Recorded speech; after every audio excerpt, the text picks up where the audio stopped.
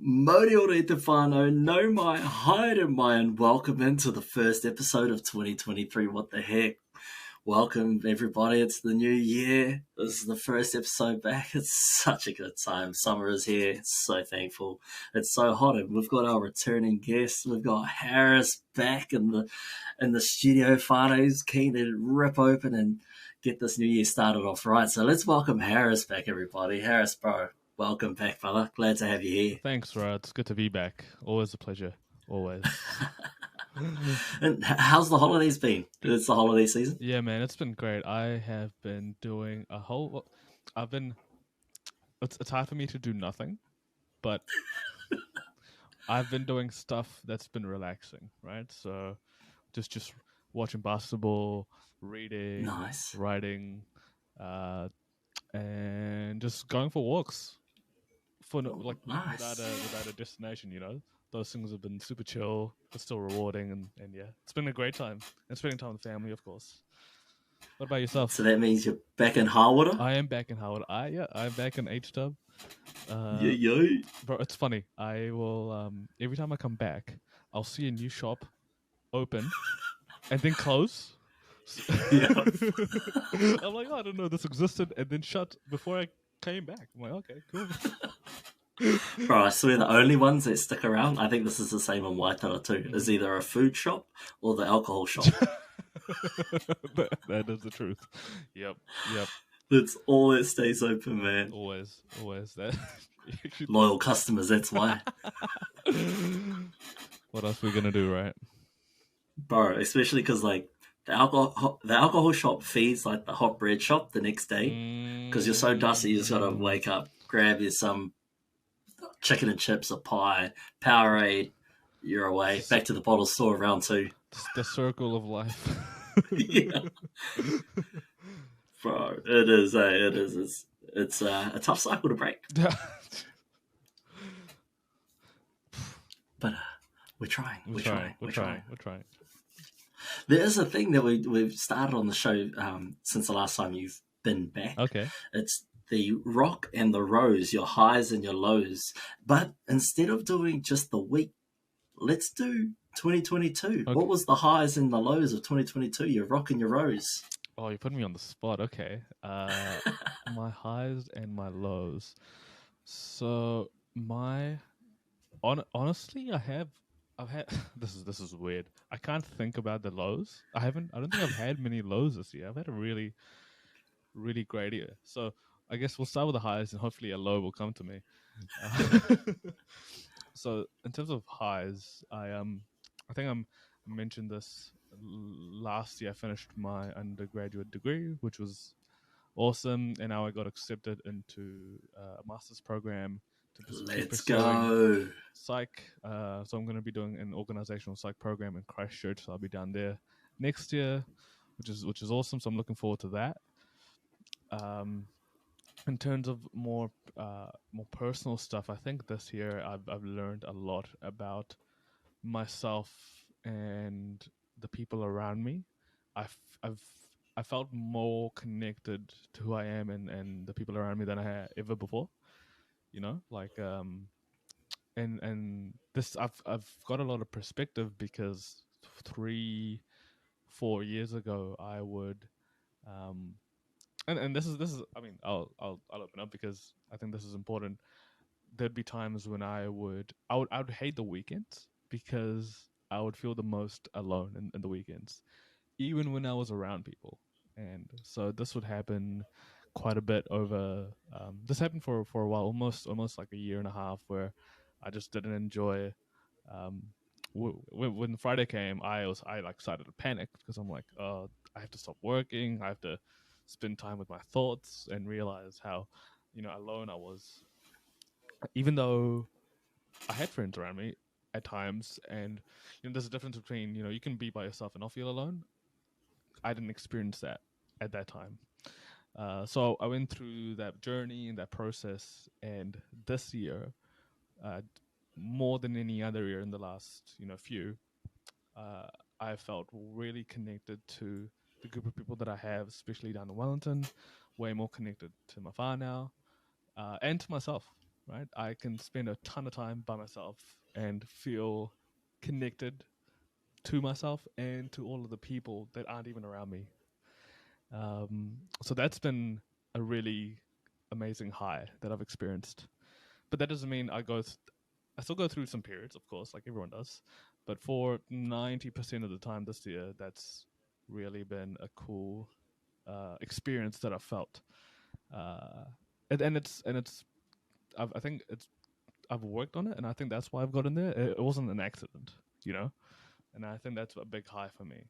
Um, and yeah, I'm looking forward. I almost have to restart this process when I go to Christchurch, where I'll have to meet new people and reorientate myself down there. But because I've got a solid foundation to build on, I know I'll be able to do it as well. Man, how did you sort of realize you were heading into that kind of space? Like into the negative space or the positive? Yeah. Okay, so it would be. It's really hard to explain. I'll do my best. It's hard to explain. So there would be times where you would there's this word in psychology that we use. It's a sense of belonging, and I kind of define it as knowing that you understand yourself and who you are um, in a way that you don't n- uh, need attention to feel like you are sort of seen. That you matter in a Right. way. And at that time, I there was a disconnect between me as a human vessel and me as a human being who felt like they belonged, right?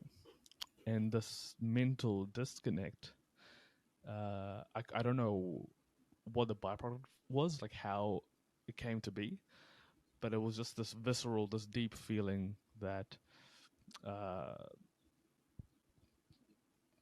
there's this unexplainable emptiness even when you are around people, and that sense of belongingness uh, wasn't connected to anyone else either. So there was the sense of emptiness, and I didn't have a find to explain. I didn't have a way to explain it or find it in myself or through others. And so that was the beginning of it, essentially. Yeah, Shit, that's hectic. yeah. It's I, and I think a lot of people can relate to that. And you can't see it, but you feel it, and when you tell people about it, it's hard to understand unless you've experienced it. yeah, definitely. Because I've had times when I've wanted to just be alone, but I kind of look forward to it. Mm. You know what I mean? Like I enjoy just sitting in a room, lights off, curtains closed. Just chill, phone down, just sit. Like that's Yeah, calming. yeah, dude, 100%, right? So I feel that now, but back then, the thought of that gave me so much anxiety, and I don't know why. And I think it was because of that sense of belonging to myself and um, knowing that I belong with other people as well. Right. Just that sense of growth within yourself. Yeah, yeah. And I think what happened in the last couple of years, I discovered. Well, I won't say discovered.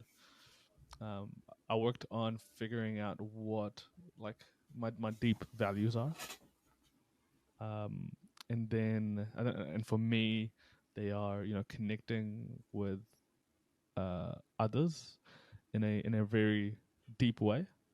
Whether it's and it happens one on one, it has to be one on one. That's how it starts, and then it can grow from that. But it has to be one on one. And I didn't really have that for a while, and maybe it was a sense of like my own stuff, like avoidance. Like I didn't want to do it for fear of getting close, or um, I didn't have the time or space. So that was one thing, and then my other value is a sense of purpose and learning. And at that time, I didn't really have that. So I felt lost sort of intellectually and spiritually, which is basically like the two things that I really need, right? Yeah.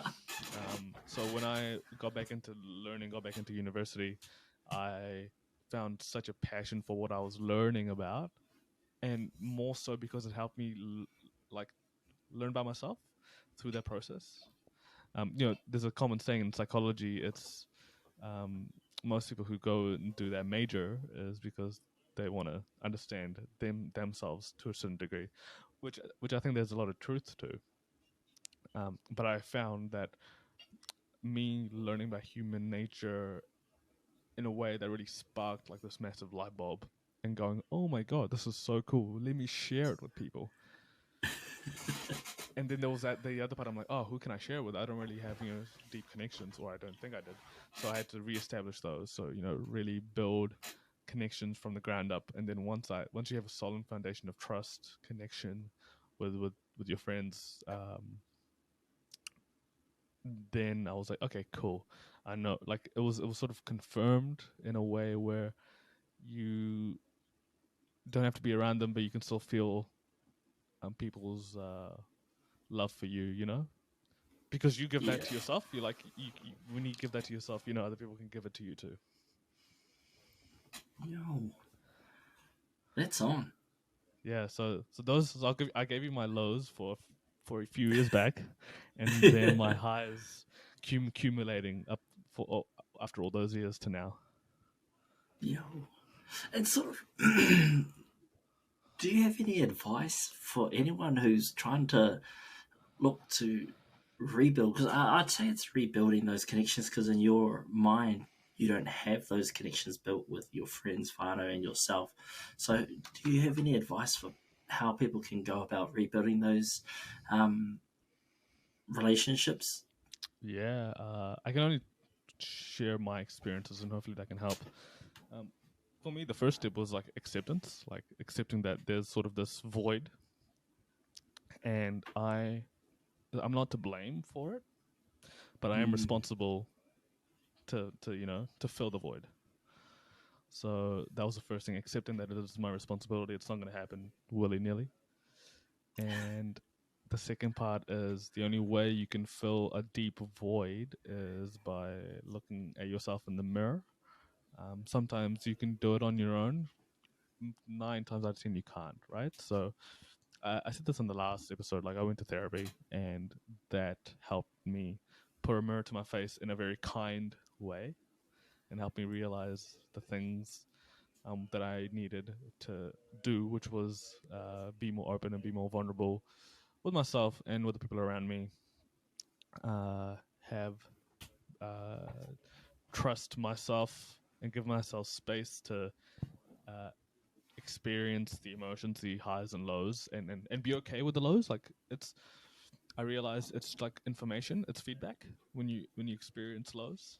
And when I looked at it as feedback and information from what the world is reflecting back to me, I could sit with it. I could sit with the discomfort more comfortably, and then once I could sit with it, I could learn from the discomfort. ah, And then learning from the discomfort taught me that uh, I have to, for me anyway, I had to be vulnerable with other people and be okay with the negative aspects of life. And as soon as I'm okay, as soon as I stopped fighting it and started accepting it, that's when it started getting better, right? But it was a whole process, and it wasn't linear as well. It was a lot of ups and downs. Um, and then once I did that, and then I felt more connected to my friends. And I remember specifically there was a time where I used to feel really envious of people who were quote unquote doing better than me, right? yeah, Um, yeah. which is super normal. A lot of people experience it. We just don't talk about it. But now, every time I see someone doing something awesome in their life, regardless of whether regardless of whether I'm doing something similar or not, there's sort of this sense of deep joy for them. Uh, and I never have felt that before, but this year especially, I'm like, man, I just love when people, have good stuff happening in their life. And that's only through me accepting, you know, the bad and good stuff happening in my life, the yin and yang. That's so true though. Like even I'm the same. Like used to be like, look at them, they've cracked it, they've got all this, must be nice. But now it's like, yo, they must work so hard. Mm-hmm. Like you got to appreciate the work that goes on behind the scenes, because what you get to see in someone's success is only the very tip of what really happens. Like there's so much of a process that goes on behind the scenes that, like, I have such a huge appreciation for. It's amazing what people can do. Yeah, dude, it really is. And I think you only realize that once you take a step, once you've done something difficult that has taken some time, you can appreciate when you know other people have done the same thing, even though you can't see it. Yeah. And that's that really helps. What's one of your most favorite successful moments that you've been able to celebrate with someone so far? My own? Yeah. Gosh, man, this is I really struggle with stopping and celebrating successes. This is you, man. You're really asking me all the tough questions there. Damn. You got to celebrate the wins, Yeah, man, no matter how big or small. Yeah, you 100% do. So for me, oh, this is okay. This is hilarious. So you have to decide what uni papers you're going to take for the following year, the year before. And so I had a paper. So I was reading this book last summer called The Undoing Project. And it was about two of the pioneers of cognitive science, cognitive psychology. Danny Kahneman and Tversky. People might know the books Thinking Fast and Slow. And that's one of the books written by someone in that episode. Let me go back. The Undoing Project was about Danny Kahneman, who wrote a very popular book called Thinking Fast and Slow about cognitive science, and that really got me interested in studying cognitive science and decision making. So for my third year of uni, there was a paper called Advanced Cognition, and I'm like, cognitive science, cognition, cool, this looks awesome. So I enrolled. Second trimester, the course starts, and it's about eye perception and memory. And I'm like, what have I done? What have I got myself into? This is literally the like other end of the spectrum of cognitive science, and I had like no interest in this area at all. I'm like, oh no. But it was too late to pull out. I had to finish this because I couldn't do any of the other the 300 level courses. And it was all test based. And I'm an essay writer, right? I really do well with written assignments. Tests, not so much. And especially, it's way harder with the topic that you don't even understand. Yep. And here's where I made it even harder for myself. I was taking the prerequisite course for the 300 level course at the same time. Jesus. Right? So I was learning the back end stuff sometimes after I learned the advanced stuff. So my learning curve was pretty steep. So, okay. Oh, hey. Yeah, dude, it was right in the deep end. Literally right in the deep end. So the first test I did, I didn't fail, but I did pretty bad, right? And what I'm okay with doing bad if I don't work hard, but I like worked my butt off studying for it, and I still did very average, like actually no, below average. And I was like, I was really gutted. I was like, man, this sucks. So next time around, so the next test, I was like, okay, I'm the type of person who will like take the loss and go, okay, what can I do to improve? So I looked at what I was doing and I tried to improve. Next paper came around, and I worked even harder, and I tried learning more deeper, asked more questions, and I pretty much got the same result, below average. And I'm like, oh my gosh, this sucks. And the pressure was on because I needed to do really well in this paper to get a high enough average grade to be eligible for my master's program. With all my other courses that I was doing pretty well, but because I did so badly in the first two tests, I needed to get like an A in the last test just so I was eligible, right? Sorry, I needed an A minus for it just so I could be eligible, and that freaked me out because this last third of the content was even harder to understand.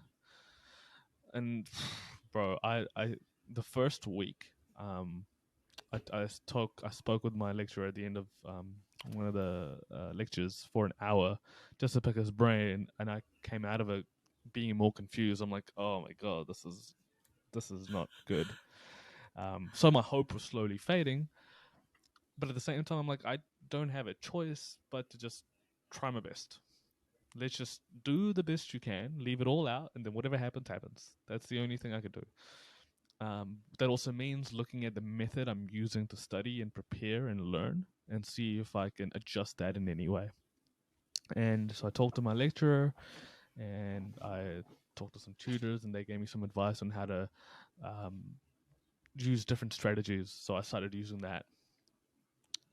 And a week before the test, I was really, I was testing myself to see where I was, right? And so I was like 70% confident that I would do okay, but not great, which is progress, but it didn't hit that mark that I needed to, right? I needed an A minus. So I kept studying, I kept working, and I got to a point where I was just like, okay, just at this point, just try and memorize everything. You know, when you get to that point where you're like, I don't know, I don't need to learn it. Let's just memorize everything. So I started memorizing. I spent like 5 hours a day every day for a week. Well, actually more than that. Just testing myself continuously. So I took the test and I thought it went well. Got my results. I got an A for that test ultimately, and I ended up,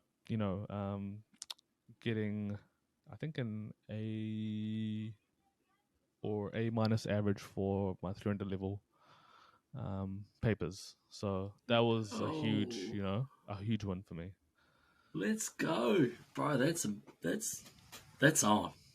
That's so good. Yeah, I'm still like, I still can't. If you ask me some stuff about memory, can't tell you.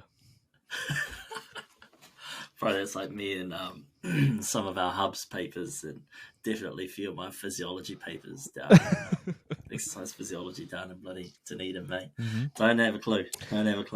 It's pretty frustrating though, because I wish I would remember like some of the content, and I think this is just like, I enjoy university, but some of the old processes, and I'm sure you can agree with this, like I want to hear your experience as well, like some of the ways that you learn stuff and understand things.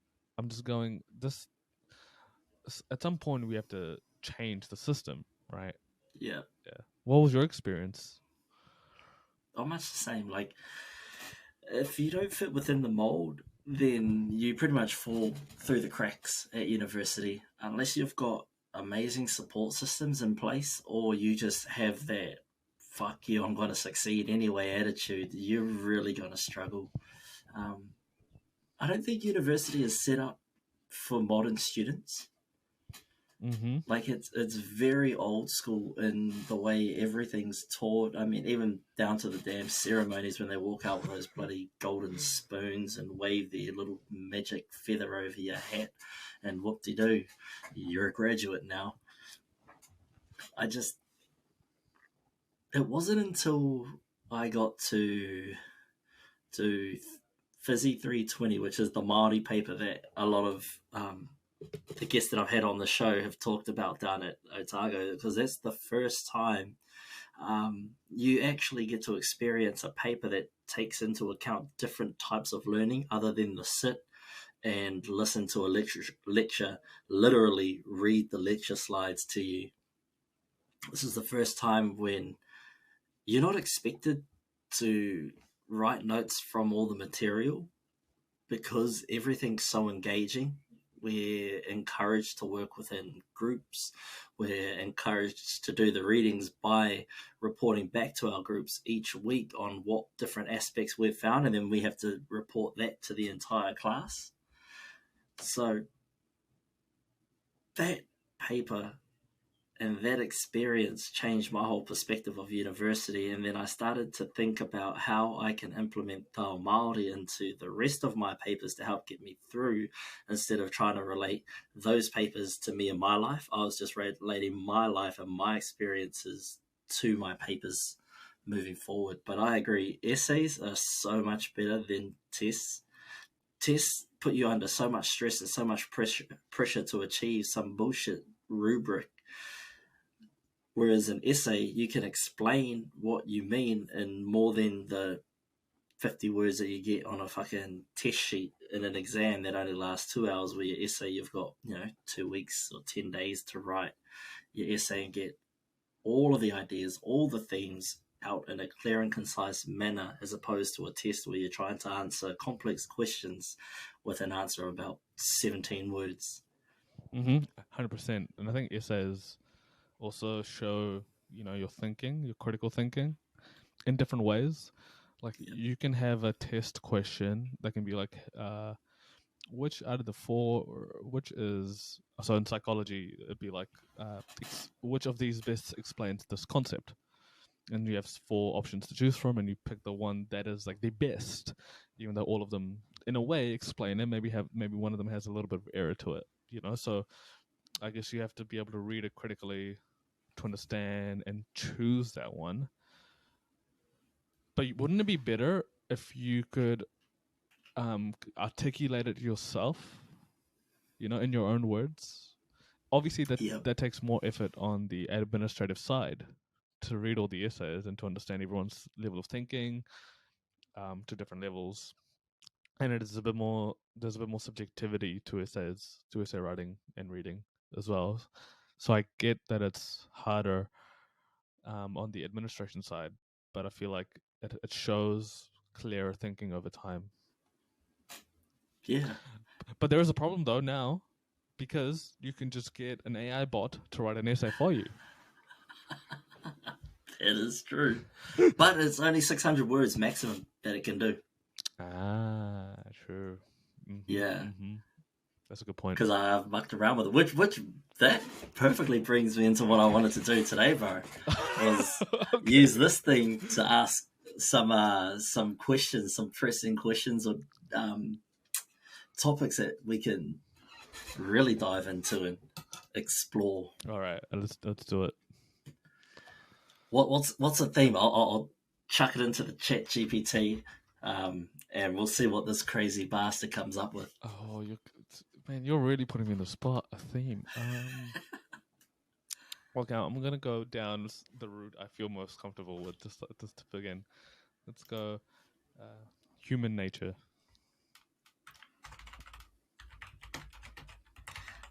Right. Let's see if I spell that right. So we've asked ChatGPT for topics of discussion about human nature. All right, this thing is crazy. So it is crazy, yeah. It's the way the things it spits out. I got it to write so I make YouTube videos, and I got it to write the description for my YouTube video because I couldn't be bothered writing it. That's so good. And it did it pretty much like 90% of it was correct. Holy shit. So what did you do? Did you type in what it was about, or? So the prompt I typed in, the concept was called prevalence-induced concept change. That's what the video was about. So in the prompt I wrote, write me a YouTube description for the psychological phenomenon prevalence-induced concept change. And it just started spitting out a couple paragraphs, and 90% of it was accurate. I just had to edit it a little bit, and it was good. Scary Holy stuff. Shit. That's so cool.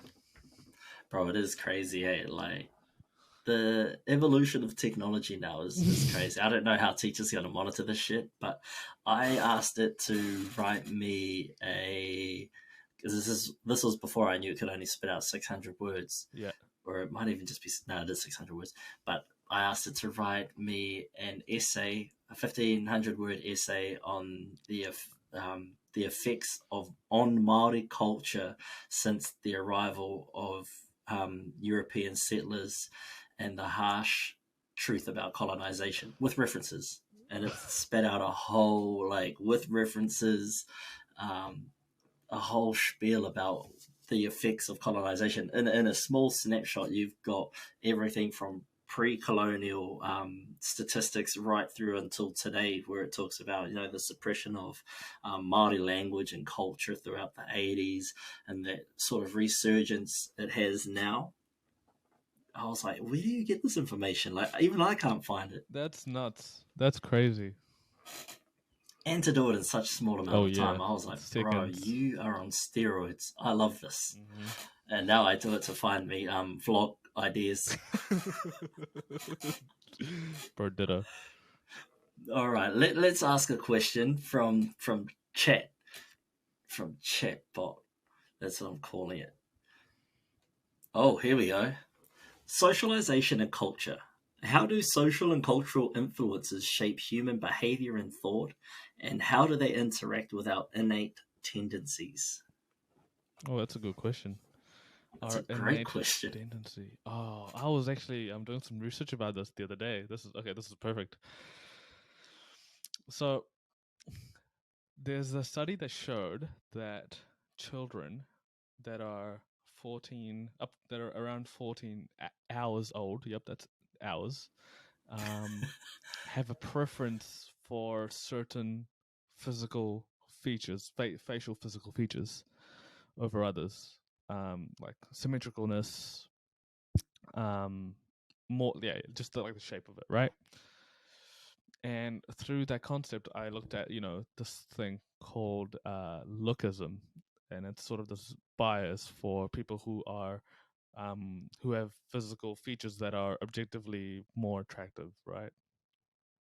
And I'm like, okay, that's interesting. So I looked a bit deeper, and what is attractive through human evolution has changed, and it's thanks to culture as well, right? So I'll give you a couple examples. So back in the Stone Age, not even just between the Stone Age and like the agricultural era, we most people lived in food scarcity. Yeah.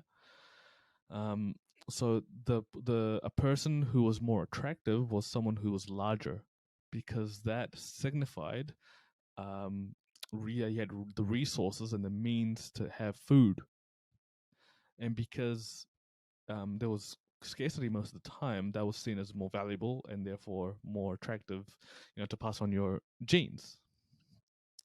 After the agricultural era, when we could grow crops and produce food way easier, there was an abundance.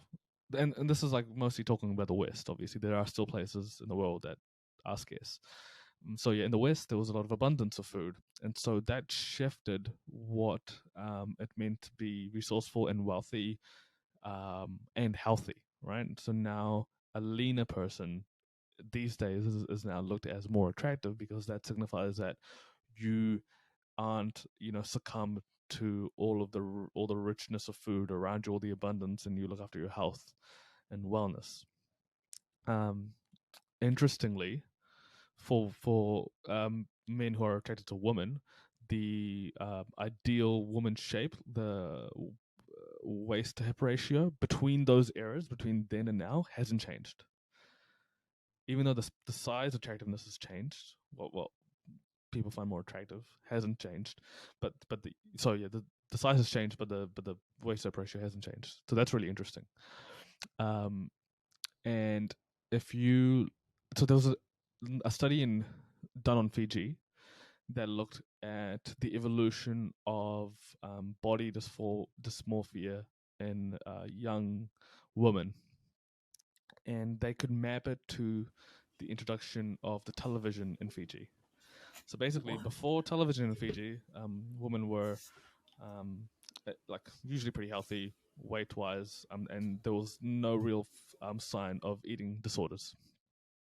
But as soon as TV was introduced, the shows that were introduced were American television shows, and this is like I think in the 70s, 60s, 70s, and 80s. And the television shows showed skinnier women, and the Fijian woman saw that and identified that as the new model of ideal woman physical shape attraction, right? And over the next 20 years, eating disorders started to like peak pretty significantly from that point onwards. So the cultural shift in understanding what is, the ideal shape of a woman changed after um, the American culturalization was introduced to people in Fiji. And that changed the whole concept and made people have eating disorders because of that. Fuck. That's out the gate. That's crazy, yeah. So what we like our socialization changed how what some people thought was more or less attractive, and same with our evolution. Right. Crazy. Yeah. But we can Is it? yeah, sorry, go ahead. And that, like, even today, that'd be due to the increased exposure to more different cultures and societies around the world through TikTok, Instagram, and all that stuff as well. Yeah. So the beauty standards that are glorified are seen as the ideals. But it's not arbitrary because it's based on our evolution of what, like, now that we have an abundance in the West, bigger size isn't seen as attractive, and the leaner size is seen as you're healthy and you've got some form of discipline, whatever. That might not always be true, but that's sort of that's what is pushed, and so now we need to consciously curate a balance between the two. Right. Shit. That's so interesting. It is It's so fascinating. Yeah. And I hate talking about like I hate objectifying human bodies, and especially like women's bodies through this whole process, but it's sort of the reality of human nature and socialization and what it's and like and after magazines and television was introduced, you could sort of use that to market an ideal and sell ways to get to that ideal. And that's socialization, right? That's influenced a lot of people to a certain ideal that might not be necessarily true or realistic.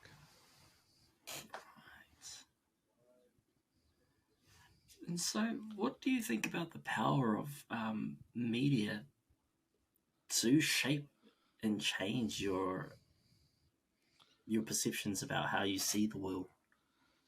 Yeah, I mean, the media is huge, right? Like, it's all around us. The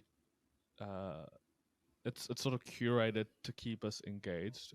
It's called the attention economy for a reason, and the things that will drive attention towards us is things that we find really funny, things that outrage us, and things that make us feel like we need based on certain standards, and that keep us engaged long enough for us to see things that we can consume and buy from the media, right? And that's sort of the vicious cycle.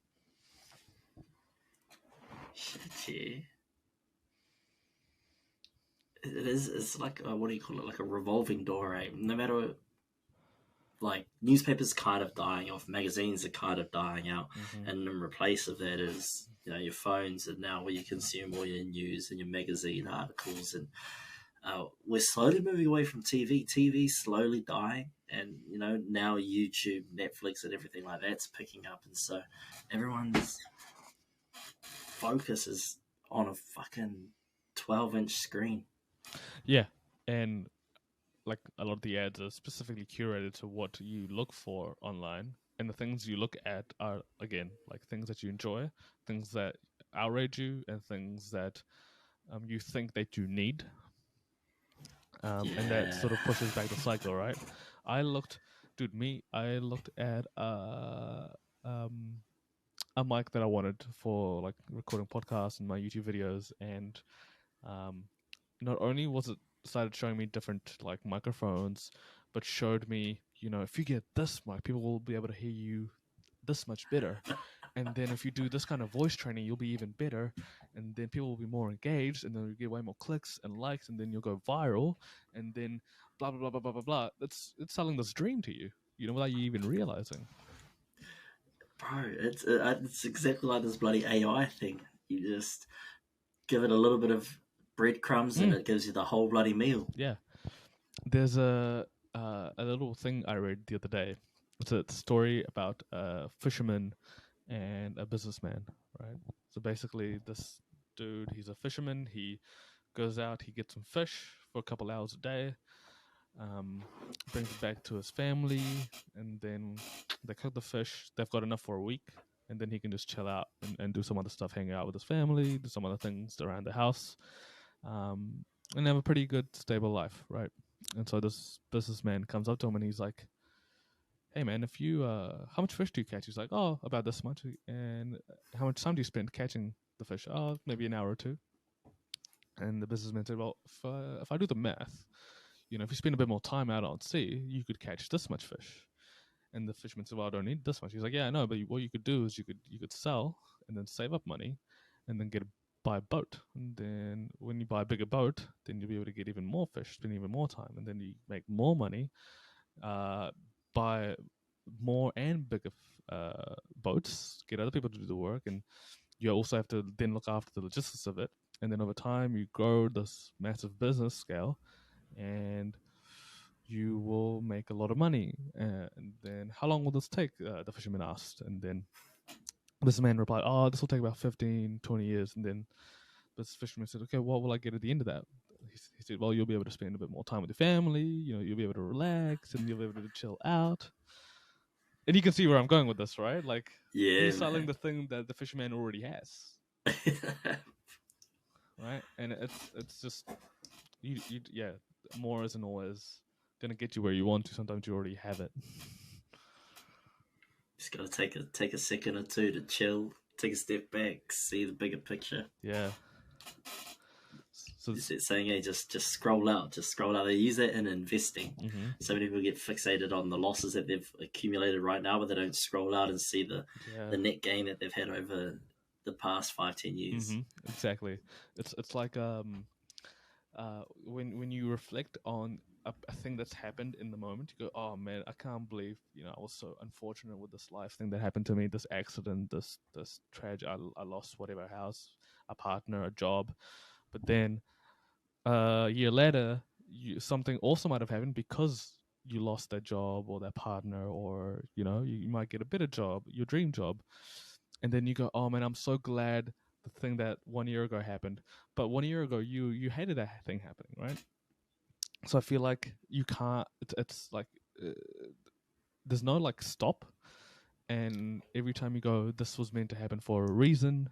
When something good happens, and then you go, "Oh, this is going to teach me a lesson." When something bad happens, it's like, yeah, but if you have to take this bigger picture approach, because everything is just going to keep happening and happening and happening, and you need to have some level of respect for luck and risk, as well as the work you put in, but also not take everything as like, "Oh man, this is so bad," because who knows what the next thing will be.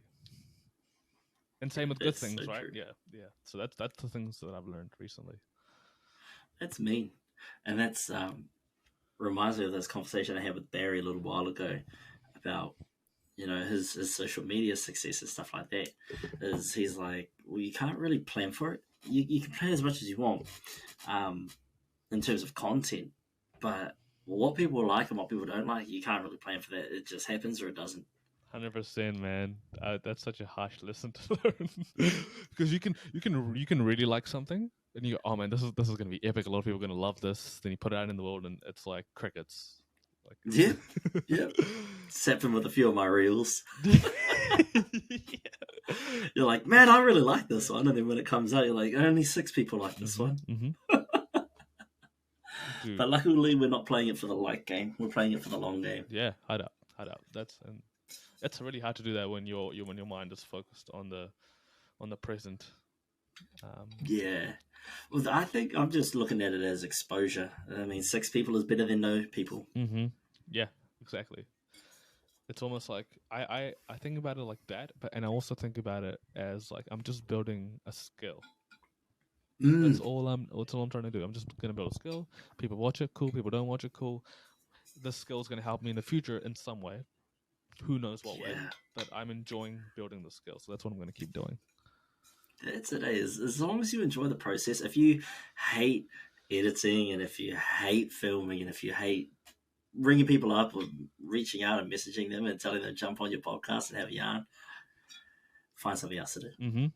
I almost find it's like going to the gym. It's really hard to start the writing process for a video. It's really hard to start the video recording process.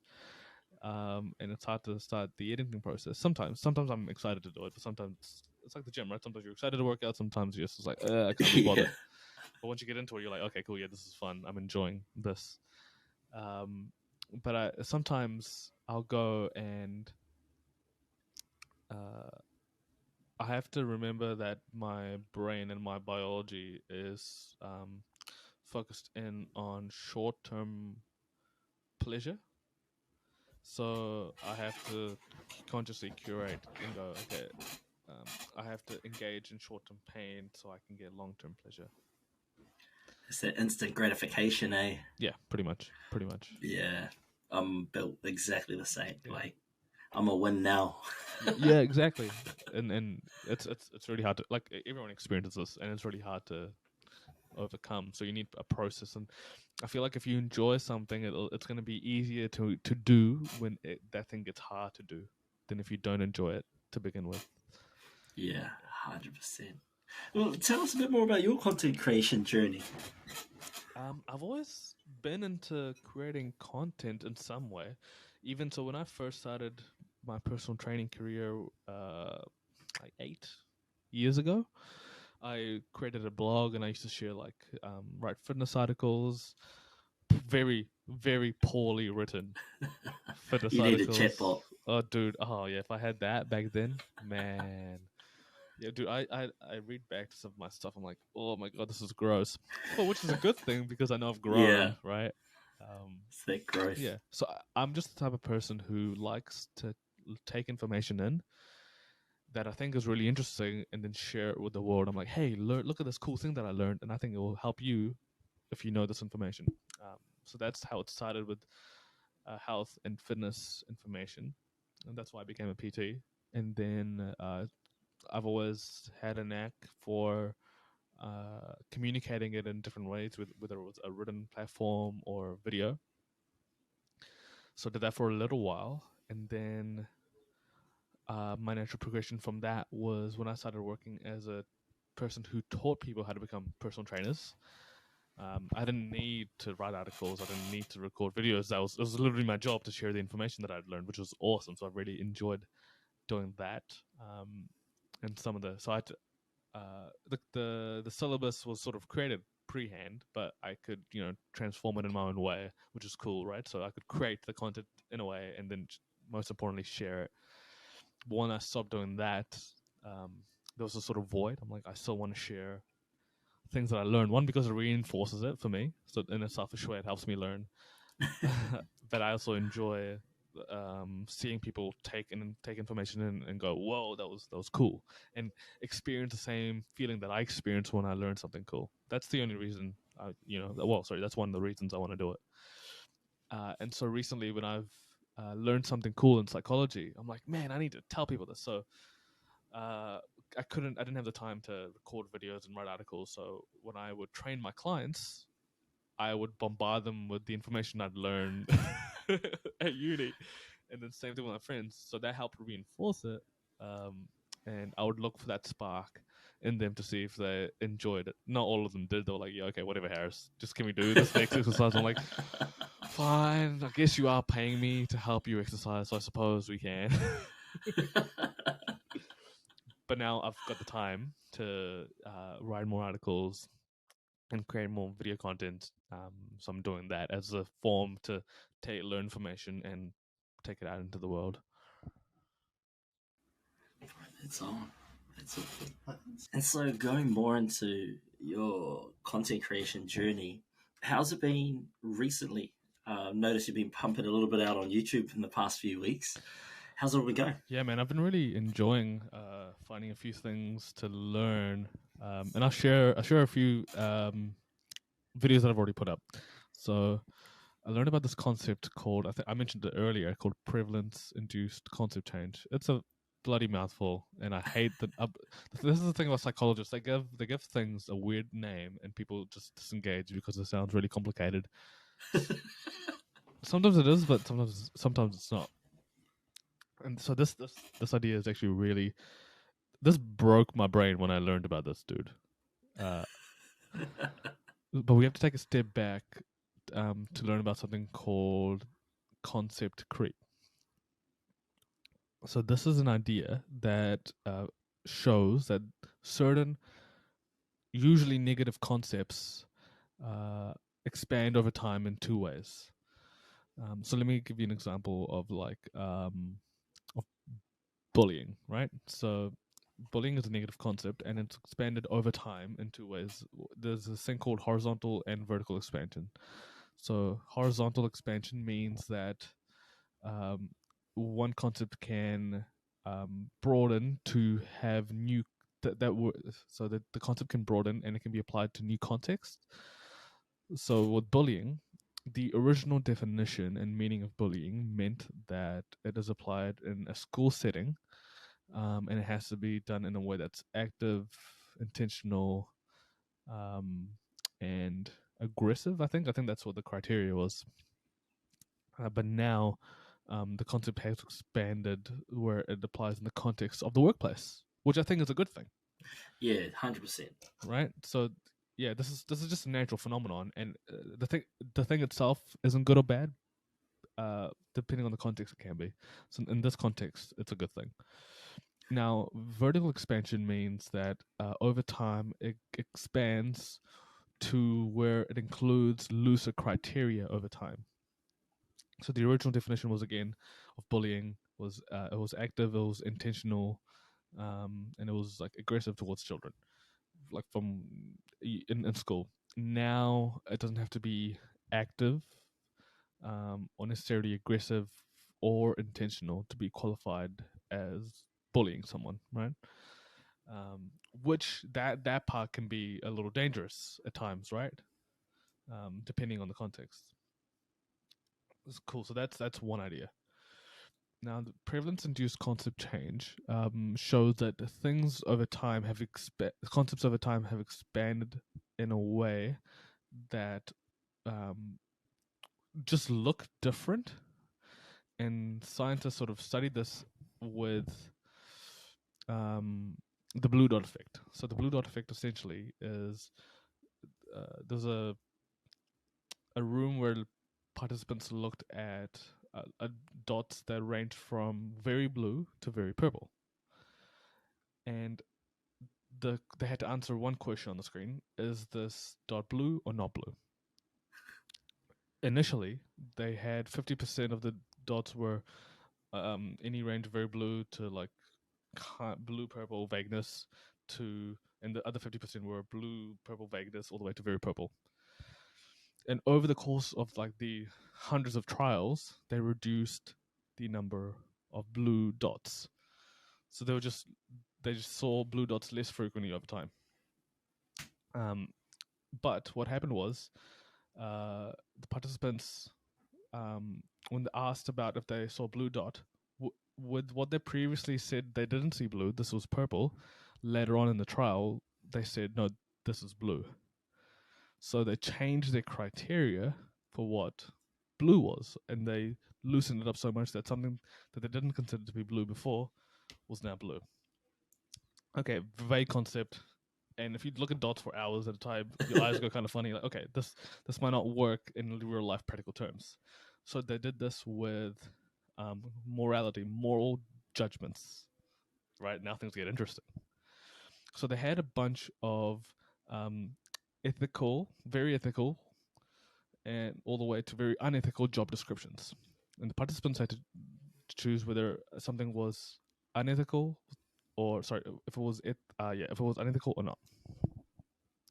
So what a participant at the end of the study initially thought was ethical, the same job description was unethical by the end of the study, only when there were fewer ethical job descriptions. So when they reduced the number of ethical job descriptions, the participants chose the same job description that they first said was ethical, and that then later on said was unethical, which is pretty crazy. They did the same thing with faces. So they had a spectrum of very um, friendly faces to very like aggressive, threatening faces. And as they reduced the number of threatening faces over time, what participants thought at the beginning, well, said at the beginning, was not threatening, at the end of the experiment, they said the same image, the same photo, the same face was threatening. So as the prevalence of something reduces over time, we don't adjust to the reduction. We expand that criteria to include the things that we didn't have in there before, right? So you can apply this to the real world, and in a way, you can understand things where someone might have a bad hair day and go, I had a traumatic experience at school because I had a bad hair day. But it's still people's real experiences, but it's just it's pretty nuts. Yeah, that's crazy.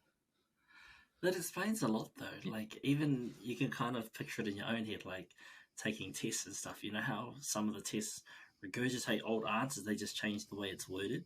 Mm-hmm. And then you fully second guess the previous answer and the current one, even though you know the answer was correct in the first question. Yeah, hard out, exactly. Yeah.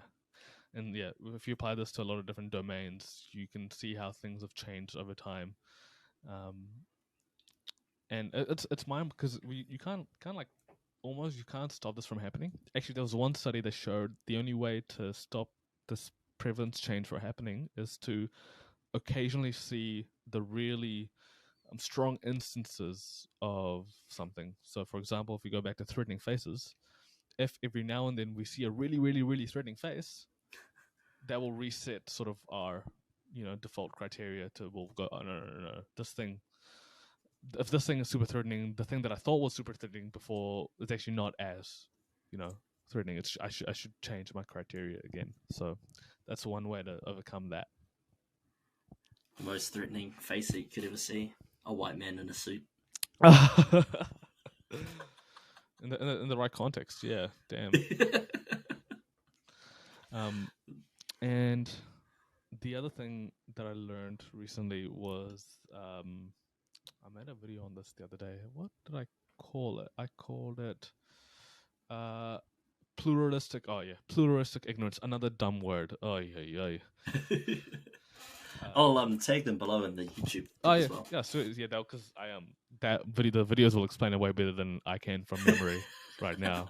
Yeah, I write a whole. Yeah, it's way better there than it is here. Hopefully, you get the general idea anyway. So pluralistic ignorance is really interesting. So I'll give you an example. Let's say, and I give this example in the video. So let's say you are one of 100 people in a room, right? And someone asks for a vote between the colors red and blue. And the person in the front goes, okay, put your hand up if you like blue. So everyone puts their hands up, including you. But the thing is, you don't actually like blue. You prefer red. The only reason you've put your hands up is because everyone else has. And you don't want to go against a tribe, against a group, because of fear of being embarrassed, exiled, rejected by the group. But every other person, the other 99 people, also think the way you think. They also like red, but they've put their hands up because they don't want to go against a group. So this turns into a false consensus. Now they did this, and they found this concept come out in climate change. So most people are actually understand that climate change is a thing and that we should do something about climate change, irrespective of race, gender, age, culture, political orientation, religion. Like most people go, yeah, we should do something about climate change. But at the same time, most people think that they're in the minority with that thought. So most people are like, most people think that the majority don't agree that climate change is a thing that we should do something about.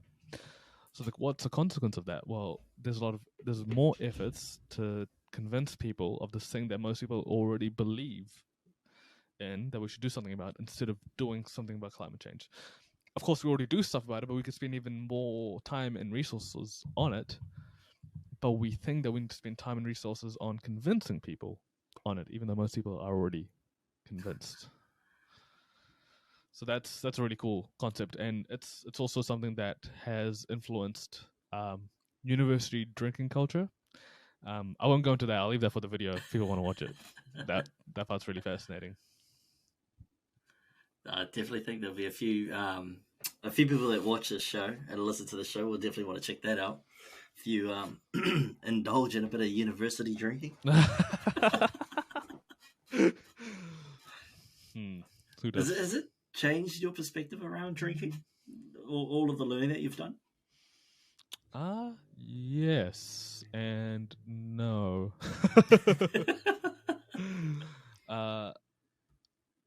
One perspective is, I think,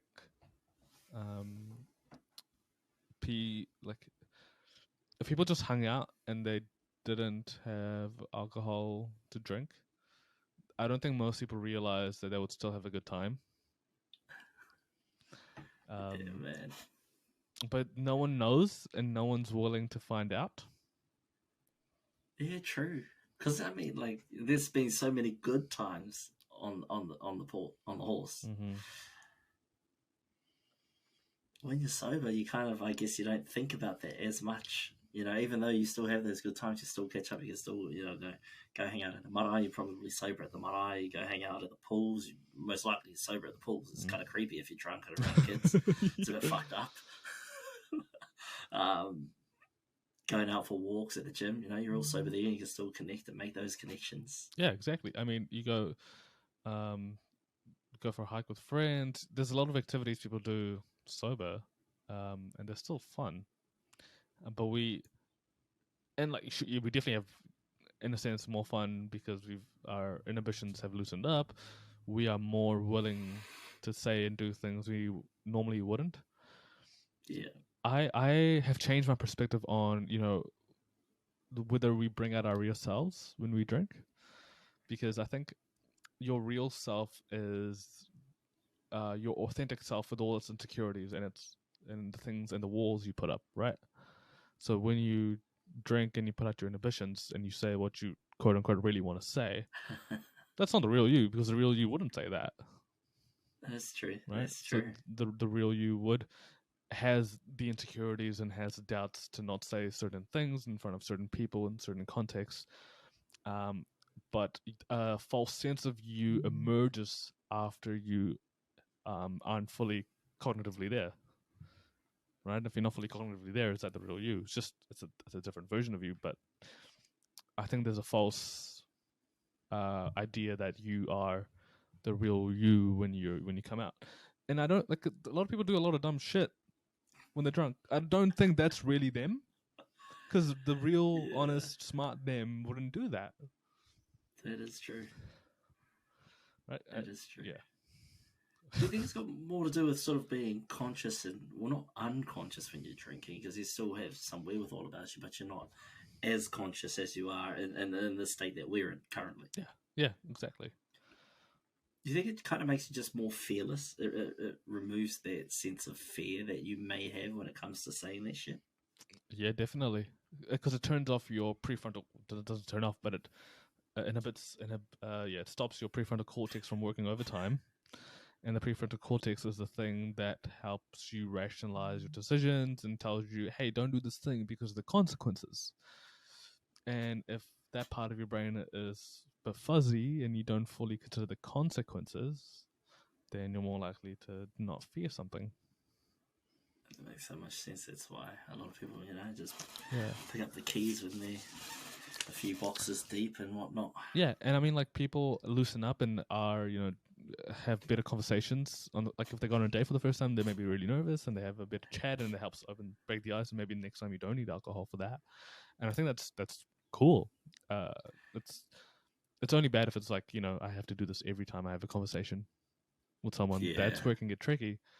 But even though you're not portraying like this, the true in my perspective, a true you, when you are inhibited, it can help open you up so you feel more comfortable over time. Maybe. Yeah. Yeah, I think so. Do you have any understanding about how the brain works in terms of like becoming addicted to alcohol? Some.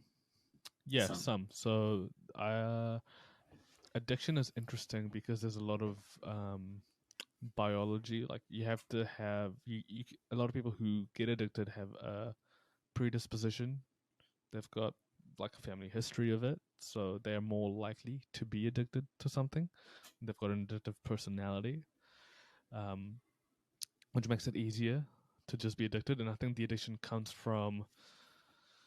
I was reading this book about the dopamine. So the dopamine um, isn't like it, it's a sort of a reward system, but an anticipatory reward system. So your Right. dopamine levels are the highest right before you get the thing that you want. And once you have that thing, they go down. Right.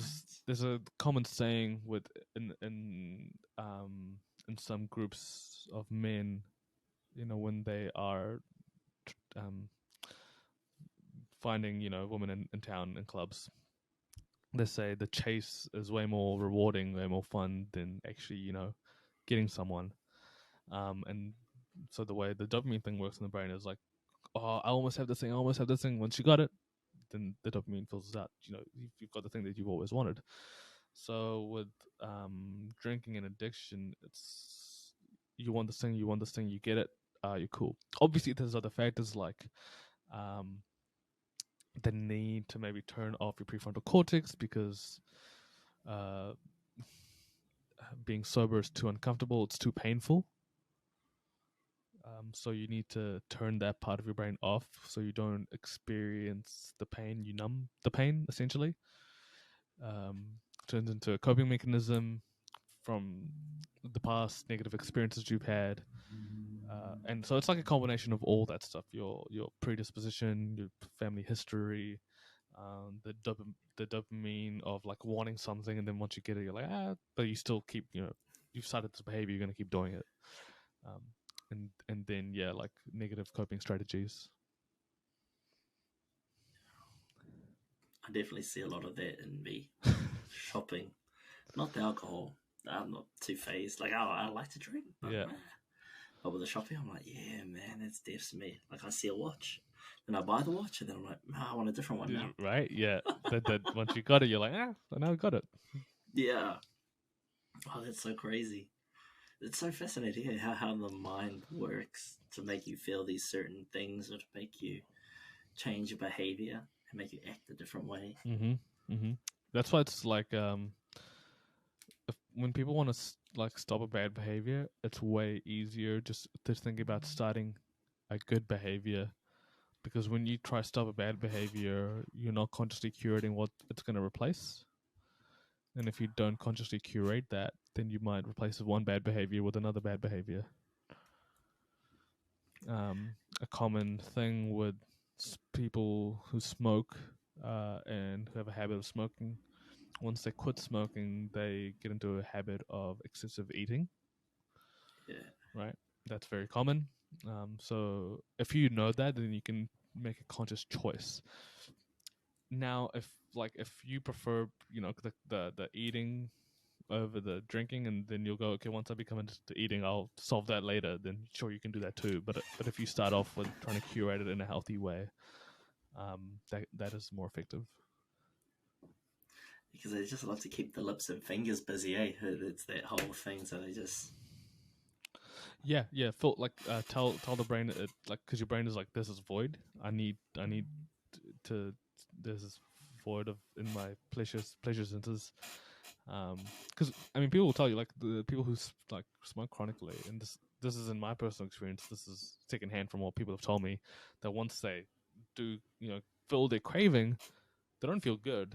They're just like, cool, I've got my I've got it in. right. Yeah, exactly. And so you just want to fill a void instead of filling up your cup. What would be the best advice you could give someone battling addiction?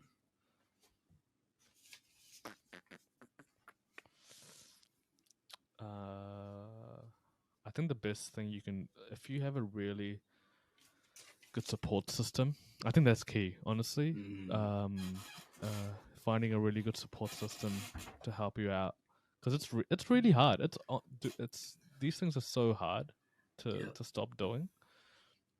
And your environment will either help facilitate it further or help stop it, right? If your immediate environment is curated and is built in a way that will just keep facilitating this negative cycle, then nothing you will do will stop the thing, because your environment is actively getting in the way.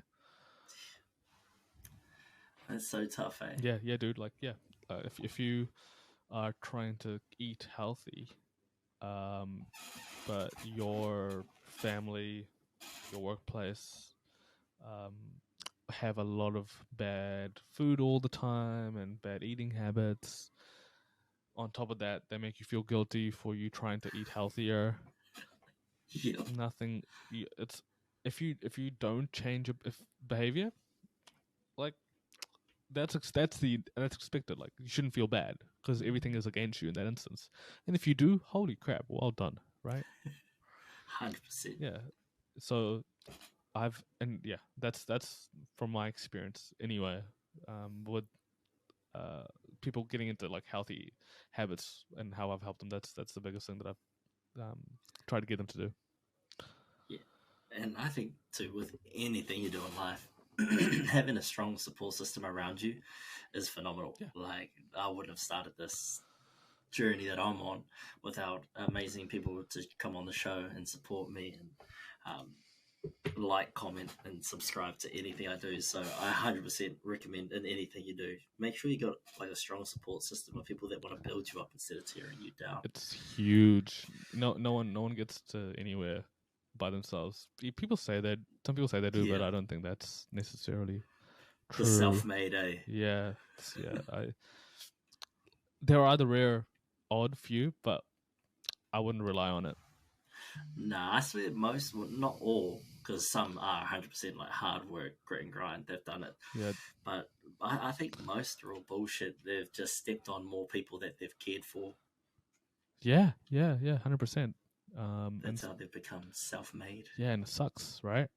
Yeah. And you get this false sense of like accomplishment, and you think that you have to do all these, bad things, or forget the people around you, and no one's. Yeah, it's not the case most of the time, and I think people know this intuitively.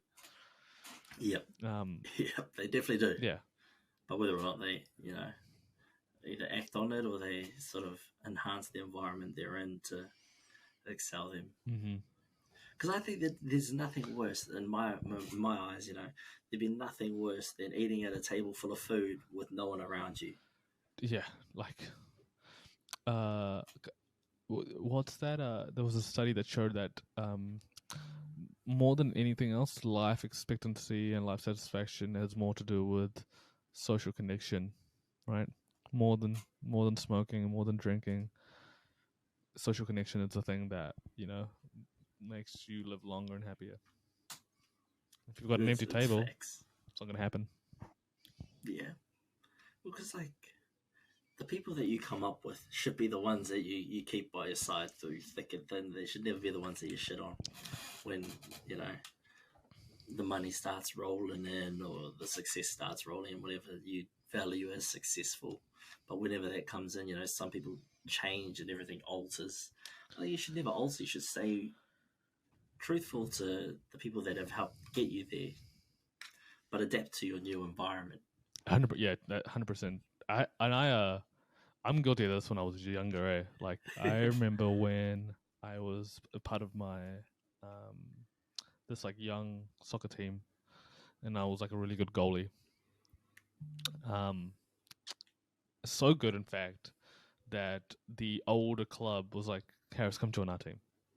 So I was like, "Hell yeah, let's go!" So I joined them, and I completely forgot all about my other friends in my other club. I just just left them. But it was through, you know, training with them, practicing with them, playing with them, that I got to where I got to. And even though I could still be their friends and hang out with them, uh, I didn't, because I'm like, I don't need you anymore. You know, I wanted bigger and better things, and now that's something I deeply regret. And that just comes with growth, though. Kind of, You'd yeah, never know that if you didn't do it. exactly, yeah. Once I realized that, I was like, man, I'm glad I got that lesson earlier rather than later, because you do Yeah. build deeper connections as you get older, and so, you know, it was. I'm glad I had practice as a kid. Cause shit, yeah, like I used to have so much, like, well, not anxiety. I just had such a conscious mindset about who I hung out with, what I did, what I wore, the way I acted, and those sort of things affected the people that you were hanging out with that still kicked it with you. Because like when I was around larger groups, I'd be like, oh no, I don't really fuck with that guy. He's out the gate. But then like when those large groups are gone, then you're like, oh no, what up, my bro? How are you, man? It's like so good to see you, bro. And it's just like, nah, that's that fake ass shit. Whereas now it's like, nah, it's just not the same. Like you don't get that same gratification when you sort of catch up with those people again, because you're like, oh man, how are you, man? How are you? Like shit, 100%. treated you bad, bro. But I hope you're doing good, man. Really appreciate you now. You almost, I don't know how, I feel a sense of guilt when I'm that person. But when it's done to me, I don't take it personally, because I get it. I get the enticing feeling of seeing what you think is better and going after that and leaving what you have behind. And let's say if I'm the friend that someone leaves behind, I'm like, okay, cool, it's fair enough. But I also give them the opportunity to come back, because maybe they don't know. Like sometimes you go, maybe the grass is greener where you water it, right? Not always on the other side. Yeah, 100%. I love that quote. Mm-hmm. Grass is always greener where you water it, not on the other side. And That's boy, that's something I really learned actually this year. I watered the grass of my in close environment, my close friends, and it flourished. You know, so lo and behold. And that's it too. Like shit, we can all have a bountiful garden. We just got to work together. Yeah, that's it. And but like you say, when you don't take offense when someone's abandoned you and then they come back, it's like they might not have got that lesson. No. So this might be the first time that they're learning this. Just like we went through that. We've got to learn that someone else might only be going through this for their first time as well. Hard out, and I feel like I think there's a lot of outrage recently on people's actions, but I don't think most people aren't evil. Like most people don't have bad intent. They have a bad outcome and they make bad decisions.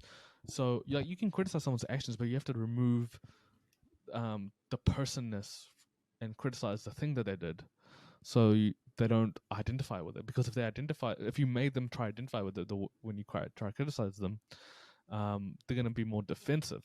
Because if you attack me as a human instead of the thing that I do, then I'm gonna be like, no, screw you. And you. So if I know that most people that don't have bad intent and maybe they did something they didn't mean to do, then I can approach it with a sense of calmness instead of going, oh, this is a bad person, he tried to get me, or he did this whatever thing, which makes it easy for me to address or maybe accept a situation or address it. Yeah, because sometimes it is so easy to be like, bro, Harris, it was you, man. You the one that did this, not focusing on the thing that happened. It was just, no, it was you, Harris. Like, you're a blah, blah, blah. You did blah, blah, blah. Yeah. And I remember I used to think that way. I'm like, man, why does this person keep doing this? They must suck. They must not like me, whatever. Most of the time it's not the case. They're thinking about something else, and you're just sort of in the crossfire, and they don't realize Yeah. that they've hurt you. And I mean, I do the same thing all the time. I'm like, oh man, and I like think about it retrospectively. I'm like, man, I should have communicated that better, or maybe done this thing that I didn't do. And then over time, hopefully, you learn. Yeah, that's the goal. I mean, if not, just listen to this podcast. Yeah, just keep coming back. Tips. Save this podcast. Yeah. Keep coming back. Just keep coming back, Fano. Don't go anywhere. Nope. We've got episode after episode. We've actually got a jam-packed year this year. We should have a few guests. I'm pretty sure Harris will make another appearance at some point this year because the door's always open. Oh, I love chatting to you, Ra. It's a great time. Same. I learned so much. What's in store for you? I'm going to interview you now, by the way. What's in store for you this year? Well, that's a great question. On top of my regular 9-to-5 job, I am going to be building this up. I've got a few, they're maybes at the moment. I've got to reach back out to them in the new year. But they're somewhat known publicly. Like a lot of people know them. So they're in the works. Whether or not it'll come to fruition, we're yet to see. They have said tentatively that, yes, they're keen, just reach back out in the new year. So those episodes will hopefully boom. I'm going to try and get in a bit more vlogging. We've got a hoodie line coming out in Feb. So we've got some hoodies. We've finally got a manufacturer, so we're going to get a few hoodies pumped out. We'll see how well they do. They're just going to be pretty simple just for this one. And then if they sell, then we'll bring out like a printed t-shirt. I've already got a few designs in the works. That back wall is going to get painted in the next couple of weeks. So it's going to look a little bit different because I'm sick of seeing it. What color? White. White is in at the moment. I've got another friend who is a painter. He works for a painting company. Mm-hmm. And so I asked him, I was like, what are the in colors at the moment? He said whites, different shades of white. So that's what we're going with. That's true, based on the rumors I've been around recently. Yeah, it's a lot of white. So that door is getting painted white. That wall is getting painted white. That calendar is going to get shifted over there. That photo is getting taken down. I'm putting up another picture there. So yeah, we've got a few things that have got to change just in this background setting. We've got, what else do we have coming up on top of the clothes? The website should be done once the hoodies arrive. The website will be done because then I can actually get people to, if anyone wants to model these hoodies for me, I just need you in Taranaki because that's where my photographer is. Oh, okay. Here's a shout out to anyone who wants to put in the mark. So if you want it, there's an opportunity there. You can take the hoodie with you when you go. So there's that. So I just need some stock photos for the website because it's pretty much built. I just need my own images to replace what's on there. Okay, yeah, I got you. Yeah, and finish that thesis. Oh, that old chestnut. That old. I like how you left it at the very end. You're like, oh yeah, by the way, I have to do this other thing. Yeah, I got to finish that bastard of a thing. But yeah, other than that, I don't have too much planned yet. Because I was like, well, we'll get through the product launch. We'll get through these. Bro, that's heaps already. You listed off a lot of things, and you're like, I don't have too much. Yeah, well, that's just up until about March. Oh, okay, right. I see. Yeah, about March, April. That's when all of this stuff is going to be happening. Okay, I wanna go back to what you asked me at the beginning on what I reflected on. So yeah, I'm going to ask you, what if you reflect on your past year, highs and lows, what would they be? My rock and my rose, my highs and my lows. Man. I think the rock would definitely be not finishing my Masters last year. Okay. Like, yeah, that would be, that's the biggest rock because it's just sort of dragged on and on and on and on and on. And I'm like, yeah, I'll get there. So since it's the rock, have you taken any lessons from that, experience? Yeah, well, I kind of knew I was doing it anyway. Like I was delaying it, and then I started a podcast and all that, and so I'm delaying it a bit more, and we're getting some clothing out. There's lots of fast cars on the street. there's no speed sign, so they just roar up and down. But we're going to get that clothing out, so there's going to be another distraction, plus my full-time job, so that's another added distraction. So I just need to be better with my time management. So I think my routine is going to change next year in terms of when I wake up and when I go to sleep, what I do in between. A guest coming up soon, Nicole, she told me about blocking out your day. So I've got a digital calendar. I've also got a physical journal and a calendar on the way. So I'm going to put that up over here somewhere. And this is going to be me blocking out day. Each hour will be allocated for now. Okay, so that's your rock. Yeah, so that's the rock. Next time we chat, I'm gonna be like, hey, Ra, so how's your time management go? Yeah, I'll be like, bro, it's become a boulder. Okay, so what's your rose then? The rose has been this. Like, I've loved doing this, stepping out of the comfort zone a little bit and just seeing how much support I've gotten from everyone, yourself included. Like, whether you're just someone commenting or liking or viewing my content on YouTube, Instagram, TikTok, Spotify, Apple, Amazon. We're now on, what's that one? iHeartRadio. Oh. There you but go. yeah, I've just enjoyed the support and the people that are just keen to jump on and be a part of it. And you probably feel like, tell me if I'm wrong, but when you try to do something and you're not sure how people are gonna take it, and when people do respond positively to something and really support you, like, you're not doing it for that, but the fact that you are getting that support is so uplifting, and your amount of gratitude for it just goes through the roof. Yeah, bro, 100%. Like you said, I don't do this for the views and for all of that. I'm just trying to build a brand. Yeah. But it's just, overwhelming how much support I've had in the past. Well, I've only been operating since October, end of October. And that's crazy. Yeah. I mean, dude, the fact that you have put out content consistently over this time, it's not easy to do. Like, doing this and the amount of stuff that you do on top of, your full-time job and on top of everything else. And I'm blowing smoke up your ass, but you deserve it. Thanks. like it's not easy, and the fact that you've stayed consistent and you put in the work. I know there are days, and you've been sitting on the computer with your like this, like what, like your hands on your face, like frustrated, upset, whatever. No one sees that, but I know it's happened. But you've persisted, and it's cool to see that you are continuing to grow and continuing to do this. I just love it. I just love that I can hear and learn from other people, learn about their experiences, and get to share their journey and where they're at. That's, I think, what I love the most about what I get to do with this podcast.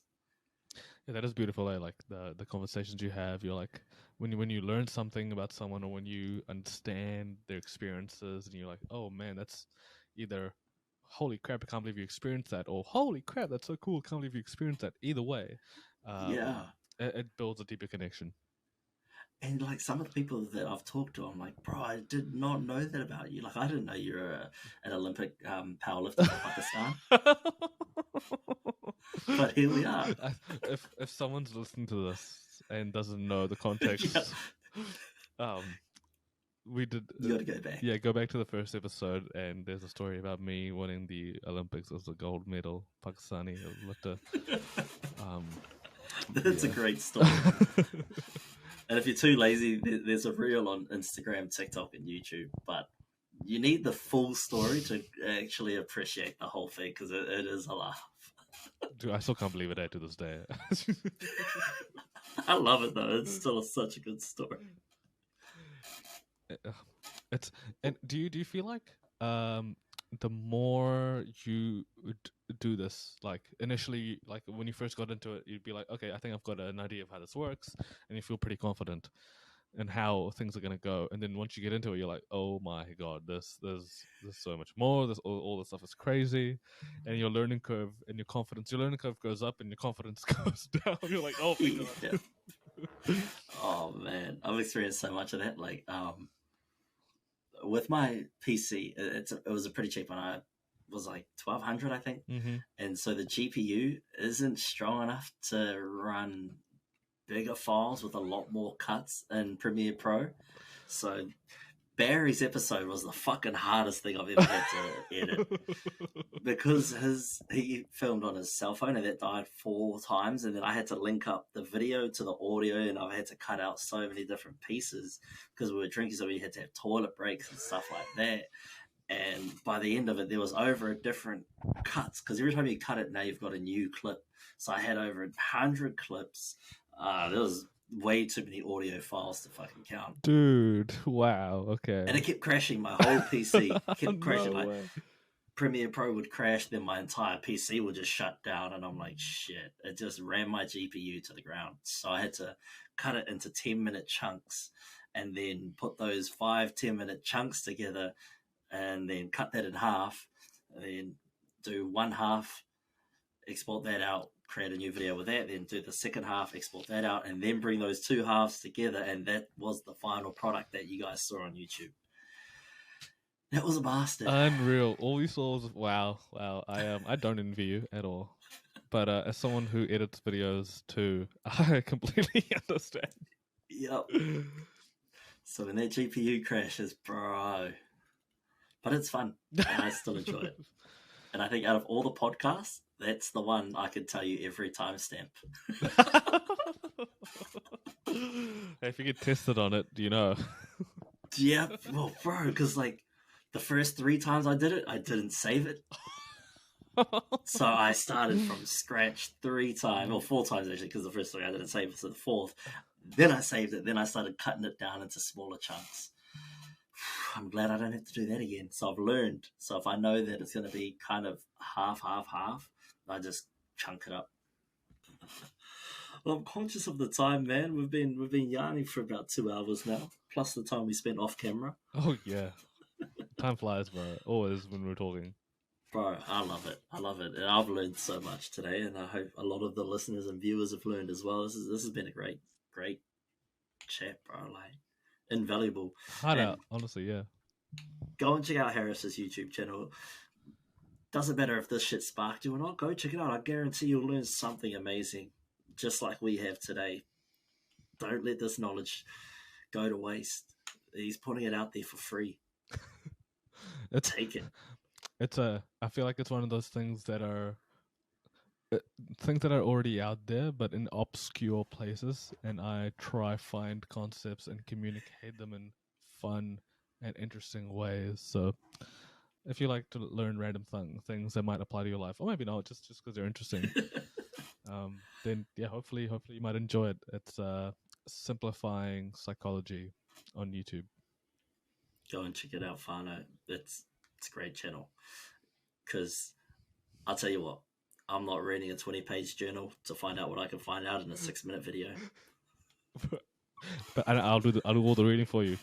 Bro, Exactly. I tell people I like enjoy reading journal articles, and people look at me like, "Who the hell are you? Like, you crazy mother?" You know, like I'm like, I don't know, but the yeah.